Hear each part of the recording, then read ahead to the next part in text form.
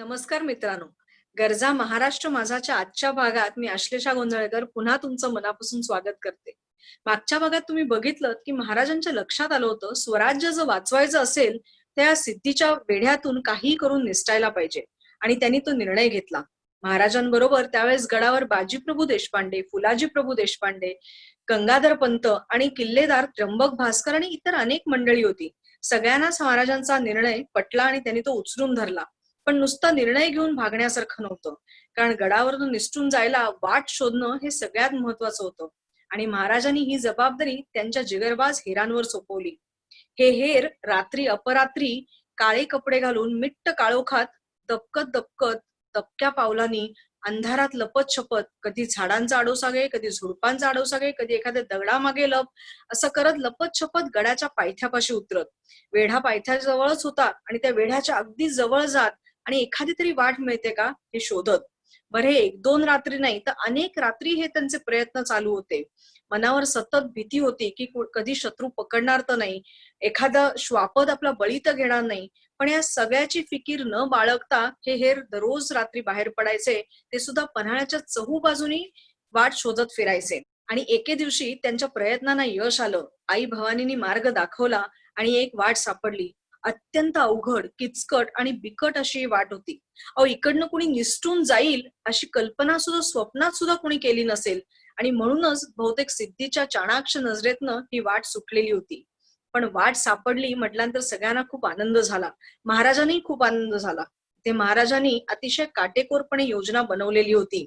त्यांनी ठरवलं होतं की काही निवडक मावळ्यांसह पन्हाळ्यावरनं या वाटेवरनं निसटायचं आणि विशाळगडाकडे जायचं. विशाळगड तेव्हा स्वराज्यात होता. पन्हाळ्यापासून विशाळगड सुमारे 20 कोसांच्या अंतरावर होता. आता 20 कोस म्हणजे 60 ते 62 किलोमीटरचं हे अंतर आहे. महाराजांची ही योजना अतिशय जोखमीची होती, जीवावर बेतणारी होती. स्वतः महाराजांना सुद्धा माहिती नव्हतं की यातनं आपण सही सलामत सुखरूप जिवंत बाहेर पडू का नाही.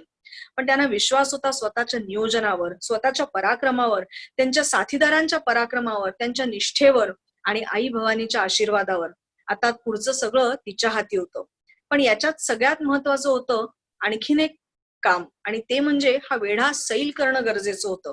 या वेढ्याची पकड थोडी ढिली करणं गरजेचं होतं. आणि 12 जुलै 1660 चा दिवस उजाडला. ही आषाढी पौर्णिमा होती. हा वेढा सैल करण्याकरता अत्यंत नामी युक्ती योजलेली होती. महाराजांचे वकील गंगाधर पंत महाराजांच्या सही शिक्क्यानिशीचे एक पत्र घेऊन गडउतार झाले. पांढरं बावटं घेऊन ते गडाखाली उतरत होते. पांढरा बावटा म्हणजे तहाचं निशाणी, शरणागतीची निशाणी. बोटात बातमी पसरली की महाराजांचे वकील शरणागत होऊन येत आहेत, तह करायला येत आहेत. आणि सिद्धी मनोमन खुश झाला. गंगाधर पंत सिद्धीच्या छावणीपाशी पोचले. सिद्धीच्या शामियानात शिरले. महाराजांचं ते पत्र गंगाधर पंतांनी सिद्धीच्या हातात दिलं. महाराजांनी सिद्धीला दिलेले नजराणे त्याला अर्पण केले. सिद्धीने पत्र वाचलं. महाराजांनी पत्रात लिहिलं होतं, वास्तविक तुमच्यासारखा थोर पुरुष पन्हाळ्यापाशी आलाय म्हटल्यानंतर मी स्वतःहून शरण येऊन तुमची कृपा संपादन करून या भयंकर संकटातून माझी सुटका करून घ्यायला पाहिजे होती. पण दुर्दैवाने आम्हाला तशी बुद्धी झाली नाही. आणि दुसरं म्हणजे आम्हाला आमच्या जीविताचं भय वाटत होतं.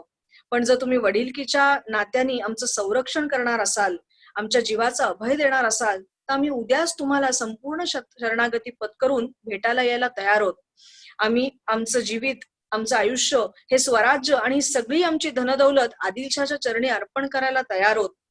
सिद्धीनी हे पत्र वाचलं. गंगाधर पंतांनी तेच त्याला सांगितलं की महाराजांनी केलेल्या चुकांचा त्यांना खूप पश्चाताप झालाय आणि ते अगदी बिनशर्त सपशेल शरणागती पत्करायला तयार आहेत. हे ऐकल्यानंतर सिद्धी मनोमन खूप खुश झाला. पण तो सावध होता. त्याच्या लक्षात आलं की ही कदाचित शिवाजी राजांची एखादी खेळी असेल. काय हरकत आहे राजांना भेटायला? राजे स्वतःहून आपल्या समोर शरण येत आहेत, ते सुद्धा आपल्या छावणीत. त्यामुळे इथे येऊन त्यांनी दगाफटका करण्याची काहीच शक्यता नाही. बर, अख्खं स्वराज्य, ही सगळी धनदौलत आणि राजे स्वतः आपल्या ताब्यात येत आहेत, ते सुद्धा युद्ध न करता, याच्यापेक्षा घवघवीत असं यश आपल्याला काय मिळणार आहे? आणि हे सगळा विचार करून त्यांनी भेटीला होकार दिला. त्यांनी हाही विचार केला की समजा राजांनी शब्द फिरवला आणि राजे आलेच नाहीत, तर वेढा तर चालूच आहे. आज ना उद्या दाणा गोटा संपला, रसद संपली की राजांना शरण तर यावंच लागेल. आणि गंगाधर पंतांनी सिद्धीचा होकार मिळवला आणि गंगाधर पंत छावणीच्या बाहेर पडले. आता योजनेतली प्रत्येक गोष्ट किती महत्वाची होती बघा. इथून पुढे गंगाधर पंतांची मुख्य कामगिरी चालू होत होती. त्यांनी काय केलं माहितीये, माणूस आल्या पावली परत पन्हाळ्यावर जाईल की नाही, पण नाही. ते छावणीत फिरले, सैनिकांना भेटले, वेढ्यातून फिरले, अनेकांशी बोलत बोलत हळूहळू त्यांनी पन्हाळा गाठला. मधल्या काळात काय झालं की राजांचा वकील सिद्धीच्या छावणीतून बाहेर पडलाय म्हटल्यानंतर सगळ्यांनाच उत्सुकता होती. कारण 4-4.5 महिने वेढा घालून सगळे थकलेले होते, कंटाळलेले होते आणि काहीतरी तर फैसला होणार हे सगळ्यांना माहिती होतं. त्यांनी सगळ्यांनी गंगाधर पंतांना विचारलं की काय झालं, काय ठरलं. आणि गंगाधर पंतांनी अतिशय आत्मविश्वासाने आणि छाती ठोकपणे सांगितलं, अहो 4.5-5 महिने एवढा कसलेला वेढा घातल्यानंतर दुसरं काय होणार. राजे सपशेल शरणागती पत्करायला तयार आहेत आणि उद्याच सिद्धीच्या भेटीला येणार आहेत. ही बातमी वणव्यासारखी सिद्धीच्या गोटात पसरली. सगळे सैनिक प्रचंड खुश झाले, कारण उन्हा पावसाची तमा न बाळगता त्यांनी अहोरात्र वेढा घातलेला होता आणि आता काहीतरी फैसला होणार होता. या वेढ्याचा, राजांचा, या पन्हाळ्याचा, आणि सगळे आनंदून गेले. त्यांच्या दृष्टीने राजे शरण येणार म्हणजे ही मोहीम उद्या संपणार होती आणि ते विजापूरला जाण्याचे स्वप्न बघायला लागले होते. आणि या आनंदाच्या भरात कळत नकळत वेढ्याचा पीळ आपोआप सैल होत गेला. त्यांना लक्षात सुद्धा आलं नाही हे. आणि हेच तर काम होतं गंगाधर पंतांचं. ही कामगिरी फत्ते करून पंत पन्हाळगडावर परत आले. इथे महाराजांनी निसटण्याच्या दृष्टीने पूर्ण तयारी केलेली होती. हळूहळू रात्र होत गेली आणि आता निघायची वेळ जवळ आलेली होती. सगळ्यांचं हृदय धडधडत होतं. त्यांना कल्पना होती की आपण एक अग्निदिव्य करायला चाललेलो आहोत. सगळ्यांची मनं विशाळगडाच्या दिशेने आधीच दौडायला लागलेली होती. ते वाट बघत होते ती राजांच्या येण्याची. राजे यावेळेस महालात होते. राजांनी मनोमन आई भवानीला नमस्कार केला आणि सांगितलं, माते या संकटातून आता तूच सुखरूप पार पाड. स्वराज्य वाचवणं आता तुझ्या हाती आहे. तुझी कृपा आमच्यावर राहू दे, आमच्या या साथीदारांवर राहू दे. आणि राजे महालाच्या बाहेर पडले. राजे गडाच्या दरवाजाजवळ आले. राजाने बघितलं, सर्व मावळे तयार होते. 2 पालख्याही सज्ज झालेल्या होत्या. राजाने दुसरी पालखी बघितली आणि राजांच्या डोळ्यात टचकन पाणी तरळलं. त्यांच्या लक्षात आलं की ही पालखी होती शिवा काशीदची. होय, शिवा काशीदची. शिवा काशीद हा पन्हाळ्याच्या पायथ्याशी असलेल्या एका नेवापूर नावाच्या गावातला रहिवासी होता. तो नाभिक समाजातला होता, म्हणजे व्यवसायाने तो न्हावी होता, पण अतिशय रांगडा गडी होता, अतिशय शूर आणि पराक्रमी होता. अहो, राजे म्हणजे त्याच्याकरता दैवत होते जणू. आणि शिवा हा हुबेहूब राजांसारखा दिसायचा. त्याचं चालणं, त्याचं बोलणं अगदी राजांसारखं होतं. त्याची शरीरयष्टी सुद्धा राजांसारखी होती आणि याचा त्याला प्रचंड अभिमान होता. आणि म्हणून त्यांनी कौतुकाने अगदी राजांसारखी दाढी मिशी सुद्धा ठेवलेली होती. अहो, राजांचा वेश घातला की जणू दुसरे शिवाजीराजेच चाललेत असं वाटायचं. आणि हा शिवा अत्यंत निधड्या छातीचा होता. आज स्वराज्याकरता, त्याच्या राजांकरता तो स्वतःहून समोर आला होता. त्यांनी स्वतःहून राजांना सांगितलं होतं, राजे, माझ्या जीवाची फिकीर करू नका. अहो, एक शिवाजीराजे वाचले तर लाखो शिवा जन्माला येतील. तेव्हा माझी काळजी नको. तुमच्या कामी हा जीव आला तर माझ्या आयुष्याचं सोनं झालं असं समजेन मी. शिवाला त्याच्यावरच्या जबाबदारीची पूर्ण जाणीव होती. शिवावर अत्यंत जोखमीचं काम होतं. मृत्यू अटळ आहे हे शिवाला बहुतेक माहिती होतं. तरीही तो हसत हसत त्याला सामोरं जायला तयार झालेला होता. शिवाची जबाबदारी अशी होती की शिवाला प्रति शिवाजी म्हणजे दुसरे शिवाजी राजे बनून पालखीत बसायचं होतं. आणि यदाकदाचित जर पालखी निसटताना किंवा वेढ्यातून बाहेर पडताना शत्रूला सुगावा लागलाच तर शिवाजी राजे बनून त्याला सिद्धीच्या छावणीत जायचं होतं. शिवाजी राजांचं सोंग वठवून त्याला जास्तीत जास्त वेळ सिद्धीला बोलण्यात गुंतवून ठेवायचं होतं, जेणेकरून शिवाजी महाराजांना विशाळगडाच्या दिशेने जास्तीत जास्त अंतर कापायला अवधी मिळेल. शिवा आता राजांचा वेश घालून तयार झाला होता आणि राजांना सामोरा गेला. राजाने शिवाकडे पाहिलं आणि राजांचं बोलणंच खुंटलं. राजांचं डोकं सुन्न झालं. अहो, स्वराज्याच्या या पटावर अनेक मोहऱ्यांना त्याने आयुष्य उधळताना बघितलं होतं आणि आता हा शिवा त्यातलाच एक होता. राजाने शिवाला कडकडून मिठी मारली आणि राजांचे 2 अश्रू या शिवाच्या खांद्यावर उघडले. जणू काही राजांना माहितीच होतं की बहुतेक त्यांची शेवटची भेट ठरणार. राजे शिवापासून दूर आले आणि त्यांच्या पालखीजवळ पोचले. राजाने किल्लेदार त्र्यंबक भास्करांना बोलवलं आणि सांगितलं, पंत, या गडाची धुरा आता तुमच्या हाती आहे. गड हातातून जाता कामा नये. आणि राजे पालखीत बसले. शिवा पालखीत बसला. दुतर्फा धारकरी पुढे आले आणि राजांची पालखी उचलली गेली. शिवाची पालखी उचलली गेली. 600 मावळे, बाजी, फुलाजी हे गडउतार झाले. पल्ला लांबचा होता. विशाळगड काही जवळ नव्हता. 60 किलोमीटरचं अंतर पायी पळत जायचं होतं. आता तुम्ही म्हणाल, पायी का पळत होते?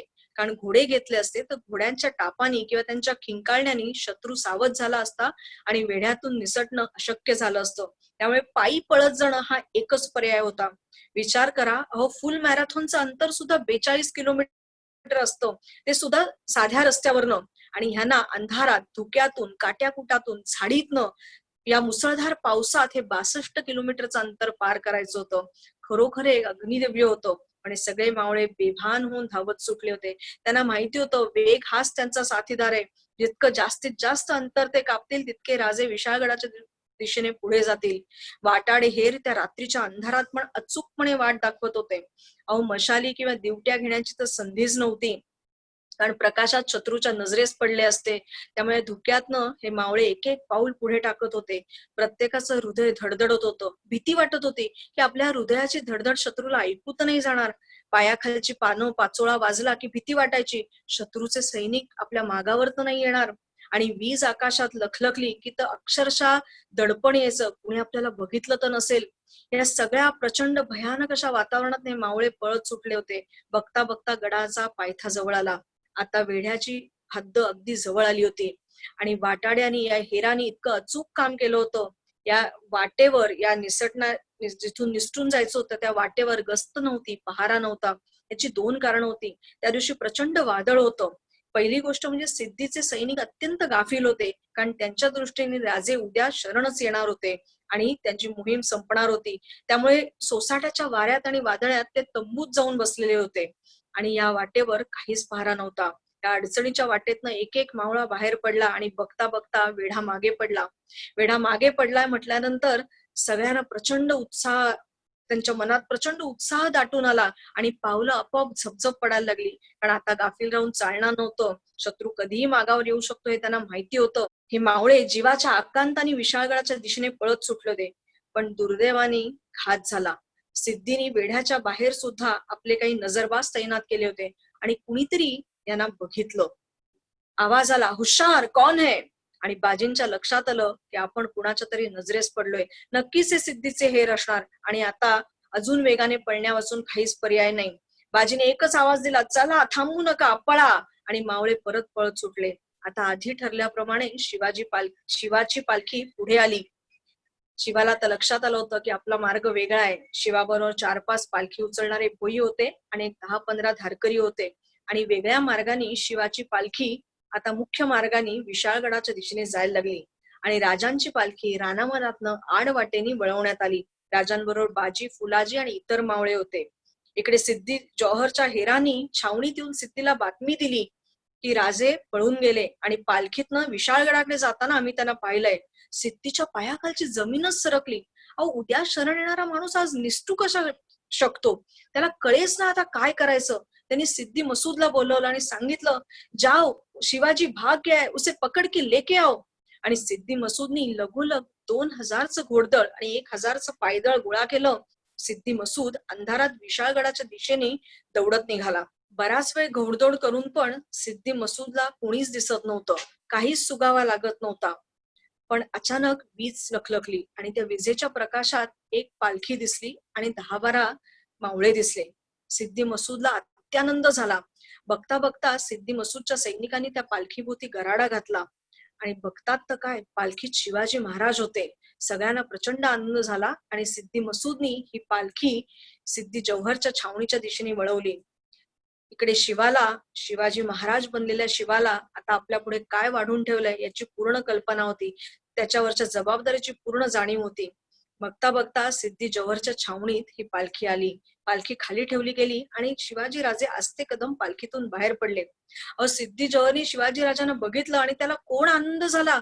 हातातून निसटलेलं यश त्याच्या जावयांनी परत मिळवलेलं होतं. त्याला सिद्धी मसूदचा प्रचंड अभिमान वाटला. आणि राजे आता शामियानात दाखल झाले. मंचकावर बसले. तिथे अंधुकसा प्रकाश होता. मशालींचाच काय तो उजेड होता, कारण रात्री अतिशय अंधार पसरलेला होता. आणि या शिवाजी महाराज बनलेल्या शिवानी महाराजांचं घेतलेलं सोंग अतिशय नेटाने आणि धैर्यानं हुबेहूब वठवलेलं होतं. त्यांनी या सिद्धीला चांगलंच झुलवलं होतं. बोलण्यात चांगलंच गुंतवून ठेवलेलं होतं. आणि आता सिद्धी जवळला खात्री पटली होती की आपण राजांना पकडलंय. पण या शिवाजीराजे पकडलेत म्हटल्यानंतर अनेक बघ्यांनी गर्दी केली होती आणि त्यातल्या काही लोकांनी शिवाजीराजांना प्रत्यक्ष बघितलेलं होतं. त्यांच्या लक्षात आलं की हे शिवाजीराजे नव्हेत, हा कोणीतरी तोतया आहे आणि त्यांनी सिद्धीला तसं सांगितलं. सिद्धीच्या छावणीत फाजलखानही होता. त्याच्याही लक्षात आलं की हा शिवाजीराजांचं सोंग घेतलेला कोणीतरी दुसराच माणूस आहे आणि त्यांनी तसं सिद्धीला सांगितल्यानंतर सिद्धीला सुचेच ना. सिद्धी संतापाने बेभान झाला. त्यांनी तलवार उपसली आणि शिवाच्या गळ्यावर ठेवली आणि म्हणाला, बोल तू कोण आहेस? शिवा म्हणला, मी शिवाजी. सिद्धीच्या लक्षात आलं होतं की हा शिवाजी नाहीये. शिवाजी राजे तर कधीच निसटून गेले. त्यांनी परत शिवाला विचारलं, बोल तू कोण आहेस? खरं सांग, बऱ्या बोलाने कबूल कर. आणि शिवा निडरपणे म्हणाला, मी शिवाजीच, पण मी शिवा काशीद न्हावी, मी शिवाजी भोसले नाही. आणि हे ऐकलं आणि सिद्धीला त्याच्या झालेल्या फसवणुकीची जाणीव झाली आणि त्याला त्याचा अपमान सहन होईना. सिद्धीने संतापून शिवाला विचारलं, या सगळ्याचा अंजाम तुला माहितीये? शिवा म्हणला, अहो अंजामाचं भय कुणाला? जन्माला जरी मी शिवा काशीद न्हावी म्हणून आलो असलो तरी मरण आज मला शिवाजीराजे भोसले म्हणून प्राप्त होतंय. उभ्या जन्माचं सोनं झालंय माझं आयुष्य सार्थकी लागलंय. आणि तू काय माझ्या राजांना पकडणार? माझे राजे तर केव्हाच निसटून गेलेत. शिवाचे बोलणं ऐकलं आणि सिद्धी संतापाने पेटून उठला. त्याच्या तलवारीचा वार शिवाच्या शरीरातून आर पार गेला आणि शिवा जागच्या जागी कोसळला. पण कोसळताना सुद्धा त्याच्या चेहऱ्यावर विलक्षण समाधान आणि हास्य होतं. त्याला माहित होतं की महाराजांनी त्याच्यावर सोपवलेली कामगिरी त्यांनी चोखपणे पार पाडलेली आहे. महाराज आता विशाळगडाच्या दिशेने बरंच अंतर कापून गेले असतील याची त्याला पूर्ण कल्पना होती. त्यांनी राजांना अखेरचा मुजरा घातला आणि शिवा काशीद नावाचा एक अलौकिक असा अध्याय इथेच संपला. अहो शिवा म्हणजे एक नरोत्तम होता. त्याचं साहस अतुलनीय होतं. त्याची राजांवरची निष्ठा असीम होती. त्याचं राजांवरचं प्रेम अलोट होतं. अहो साक्षात यमराज देखील त्याचा हा पराक्रम बघून दोन क्षण थबकला असेल. स्वराज्याच्या या रणसंग्रामात या खारीने आज सिंहाचा वाटा उचललेला होता. निव्वळ आणि निव्वळ शिवामुळेच महाराजांना विशाळगडाच्या दिशेने जायला पुरेसा अवधी मिळालेला होता आणि महाराज आता सुखरूपपणे हे अंतर पार करत होते. शिवाचं हे त्याग, शिवाचं हे बलिदान अतिशय अलौकिक आहे आणि म्हणूनच शिवा काशीद हे वंदनीय आहेत, पूजनीय आहेत. आज पन्हाळगडावर या शिवा काशीदांचं स्मारक आहे. एकदा जाऊन ते बघून या. या थोर वीराला वंदन करून आजचा भाग आम्ही इथेच संपवणार आहोत. या भागातून काय शिकायचं हे वेगळं सांगायची गरज नाही. पराक्रम आणि स्वामीनिष्ठा याचं मूर्तिमंत उदाहरण ते शिवा काशीद आणि म्हणूनच अशा या थोर वंदनीय व्यक्तीला त्रिवार वंदन करून आमचा हा भाग इथे संपवतो. आजचा हा भाग जर तुम्हाला आवडला असेल तर आमचं गरजा महाराष्ट्र माझा हे फेसबुक पेज लाईक करा. आमचं युट्यूब चॅनल आणि टेलिग्राम चॅनल गरजा महाराष्ट्र माझा हे सबस्क्राईब करा आणि आजचा हा व्हिडिओही लाईक करा. धन्यवाद.